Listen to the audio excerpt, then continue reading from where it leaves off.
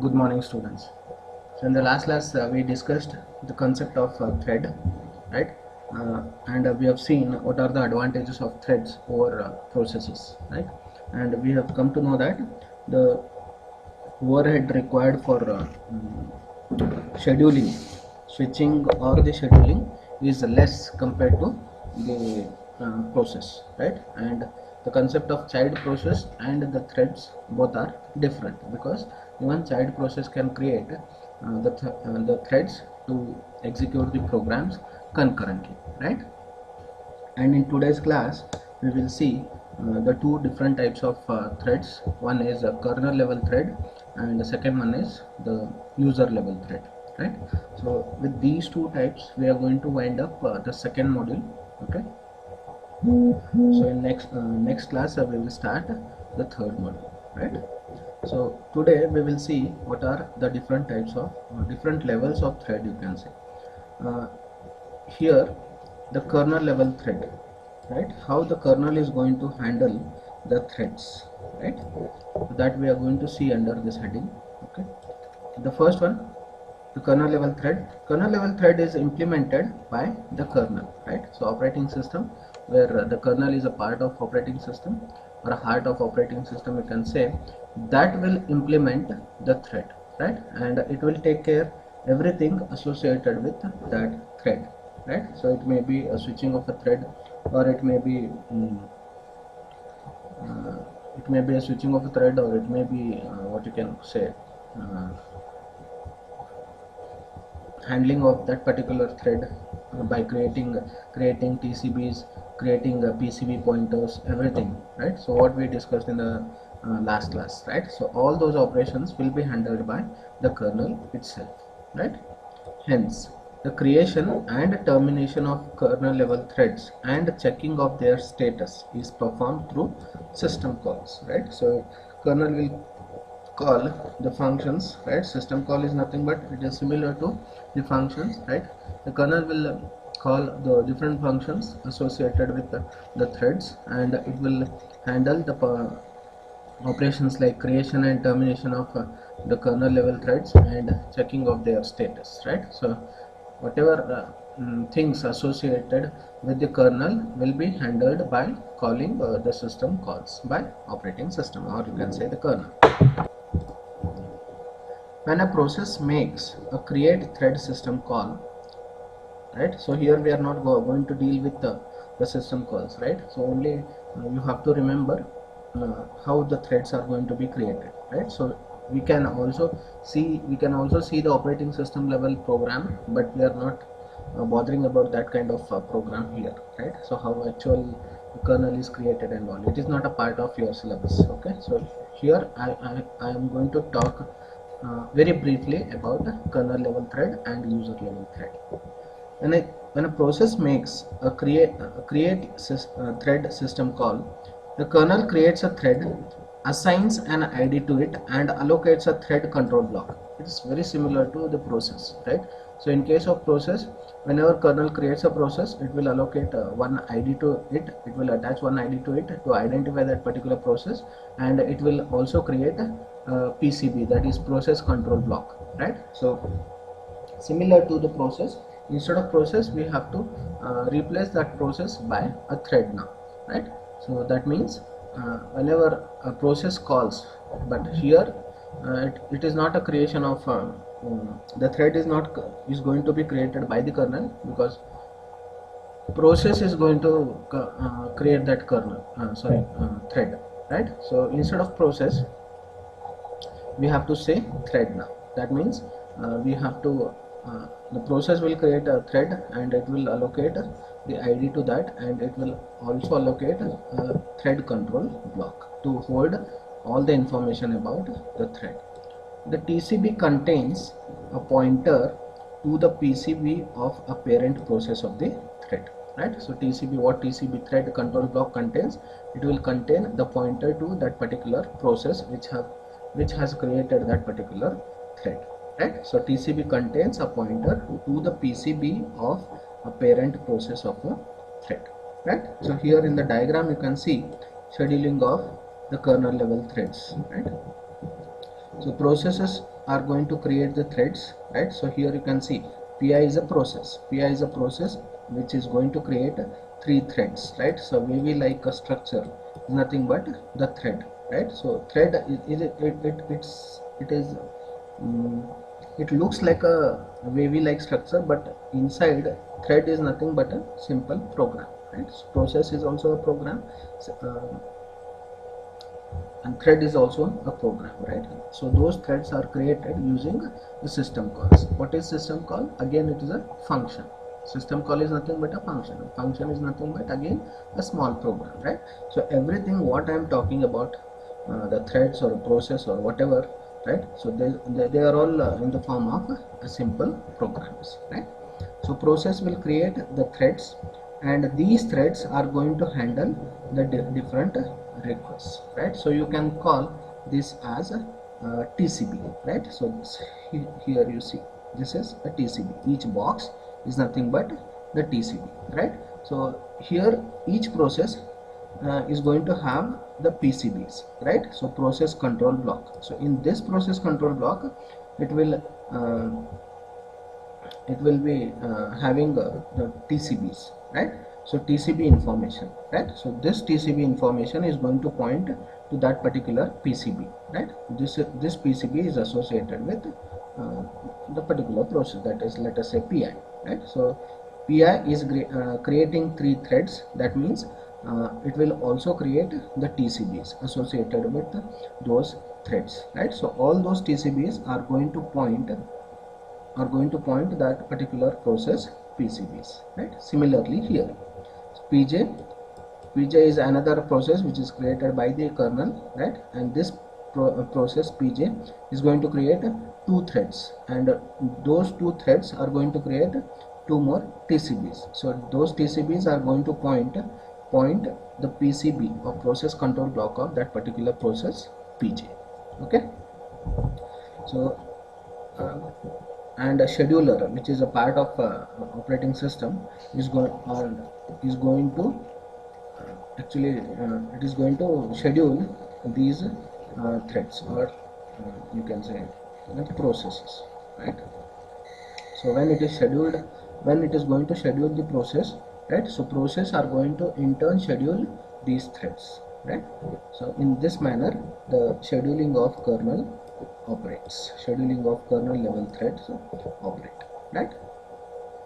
So the important things here are what are the threads, what are the processes, and how actually the operation can be done, right? Which part of that program is going to be scheduled by the kernel. Okay, so moving to the next slide, here we are going to see the operation of the kernel level thread. Here, when an event occurs, event is in the form of interrupt, right? So kernel saves the CPU state of the interrupted thread in its TCB, right? So whenever event occurs, it may be scheduling, or it may be interruption of that particular thread, or switching from one thread to another thread. These are all nothing but the events. So in that case, what kernel does, kernel saves the CPU state of that interrupted thread in its TCB. It is same as process. Instead of process, I am talking about thread here, right? So whenever process is scheduled, or whenever it is interrupted, its CPU state will be saved in PCB, that is process control block. In the same way, whenever thread is going to be switched, or whenever thread is going to be interrupted, then the CPU information or CPU state of that particular thread will be stored in TCB, that is thread control block. After event handling, the scheduler considers TCBs of all threads and selects one ready thread, right? So after event handling, the scheduler considers TCBs of all threads and selects one ready thread. That means the state of the thread is stored in TCB, that is thread control block, like a process, and whenever the event handling or scheduler considers the TCBs of all threads and selects one ready thread. So when it comes back, and it will select one of the thread, and it will dispatch, or it will start executing that particular thread.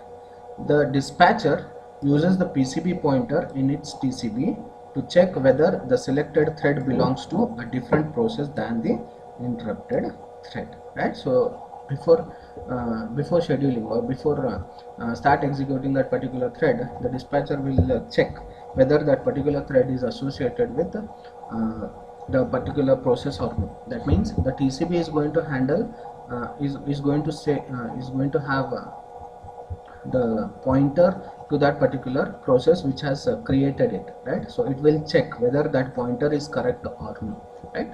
So that is checked by the dispatcher. If so, it saves the context of a process to which interrupted thread belongs and loads the context of a process to which the selected thread belongs, right? So because everything all information about the thread are stored in PCB, that is process control block, right? So before whenever the thread is switched, even the process needs to be switched, because the thread control block is going to have the pointer to the PCB, right? So those PCBs needs to be changed. Keep it in mind, right? So whenever thread are switched, even processes need to be switched before that, right? So it then dispatches the selected thread, right? However, actions to save and load the process context save are skipped if both threads belong to the same process, right? So actions to save and load the process context are skipped, right? So whatever after switching, if let us say PI has 3 threads, right? So PI has 3 threads, and whenever the switching occurs from one thread to another thread and both the thread belongs to the same process, then context save and process context saving and the loading of those process or CPU state are skipped, because both the threads are going to belong to the same process. This feature reduces the switching overhead, right? Because both threads belong to the same process. If they are belonging to 2 different processes, then switching overhead will be there, right? Hence, switching between kernel level threads of a process could be as much as an order of magnitude faster, that is 10 times faster than switching between the processes, right? Switching between the threads will be faster than the switching between the processes, right? So I hope you understood this paragraph, right? Moving to the next slide, that's all about the kernel level thread, how kernel is going to handle it, and next level thread is user level thread. So in user level thread, the user level threads are implemented by thread library, right? So we are going to include a thread library in a code, right? So that thread library is going to handle the user level thread. Here the kernel will not come into picture. Kernel will come into picture only when the processes are requesting for resources and all, right? So when it comes to the particular thread or particular process, threads of a particular process, then kernel will not bother about switching of the threads and all, right? So it will be taken care by the thread library, which is of again a soft kind of program, which is linked to the code of a process. Thus, the kernel is not aware of presence of user level thread in a process. It sees only the process, right? Because the process is going to request for the different resources, and kernel will allocate the resources to that particular process, right? So when it comes to this part, then only the kernel will come into picture. Otherwise, it will not be there in the picture. An overview of creation and operation of thread is as follows. A process invokes the library function create thread. Create thread is a library function, right? Now it is not going to call the function or a system call, right? So here it is going to invokes a library function create thread. It is all inbuilt, readily available. Just you have to call those functions and you can create a thread to create a new thread. The library function creates a TCB for the new thread and starts considering the new thread for scheduling. Same operation is same. Whatever we discuss in the kernel level thread, same operation. It will also create a TCB and it will start considering that new thread for scheduling. Right? That operation is same, but who is going to handle that operation? That is important. Whether it is a kernel or whether it is an inbuilt library, which we call it as a thread library, which is there in the program. Okay. If it is invoked by the kernel, then it is a kernel level thread, otherwise it will be user level thread. When the thread is in the running state, invokes a library function to perform synchronization. Say, wait until a specific event occurs, right? So let us say if two threads are depending on each other, then if one thread is waiting for the event to occur from the other thread, then the library function performs scheduling and switches to another thread of that process. The first thread will be scheduled and it will switch to another thread of the process. Right? Thus, the kernel is oblivious to switching between the threads. Right? So in this case, the kernel should be aware of that, because before we switch between the threads, we need to switch between the processes. So when it comes to process, then kernel will come into picture. Right? So it believes that the process is continuously in operation.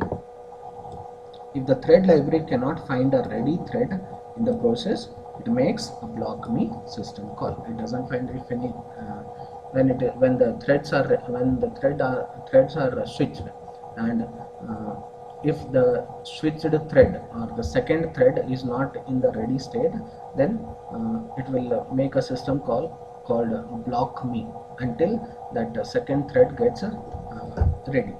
Right? The kernel now blocks the process. Right? It will be unblocked when some event activates one of its threads and will resume execution of the thread library function, which will perform scheduling and switch to execution of a newly activated thread. Clear? So once the threads are blocked now, right? So or the process is blocked now, right? So now whenever the event occurs or whenever it's a state, that particular thread state is changed to ready state, then the process will be released, right? Or the process is scheduled again whenever the event change of a state occurs in the thread. Right? So moving to the last slide of this class, scheduling of user level thread. How the user level threads are scheduled. Scheduling of user level thread is a schematic. In the diagram you can say it is a schematic diagram of a scheduling of user level thread. The thread library code is a part of each process. It performs scheduling to select a thread and organizes its execution. It is very similar to the kernel level thread. We view this operation as mapping of the TCB of selected thread into PCB of the process. Right? Everything is same. Only the mapping, that is nothing but it will be done by the thread library. Right? So thread control blocks mapping performed by thread library, and in case of kernel level thread, it will be performed by a kernel. Right? So or a dispatcher, you can say. The process context and the thread library. Both the diagrams are same, only the operation which is going to perform is different. Here it is kernel by kernel, here it is user thread library. Right? So this completes your second module. We will start the third module in the next class.